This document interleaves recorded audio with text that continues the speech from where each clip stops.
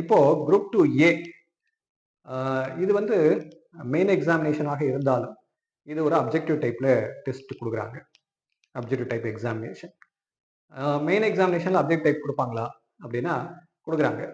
இது ஏற்கனவே last TNPSC வந்து 2013ல கண்டக்ட் பண்ண மெயின் எக்ஸாமினேஷன்ஸ்ல, 2014ல கண்டக்ட் பண்ண குரூப் 2 உடைய மெயின் எக்ஸாமினேஷன்ஸ்ல இந்த மாதிரி தான் அப்ஜெக்டிவ் டைப்ல மெயின் எக்ஸாமினேஷன் கண்டக்ட் பண்ணாங்க.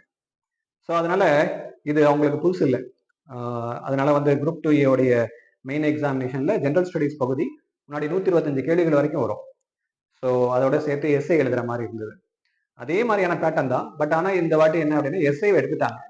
அதுக்கு பதிலாக அப்ஜெக்டிவ் டைப்ல 100 கேள்விகள் ஜென்ரல் ஸ்டடீஸ்ல இருந்தும், அனதர் 100 கேள்விகள் வந்து ரீசனிங், அதுக்கப்புறம் வந்து நம்மளுடைய general English or general Tamil, ஏற்கனவே நீங்க பிலிம்ஸ்ல படிச்சிருக்கிற அதே பகுதிகளில் இருந்து தான் கேள்விகளும் கேட்குறாங்க. இப்போ ஒட்டுமொத்தமா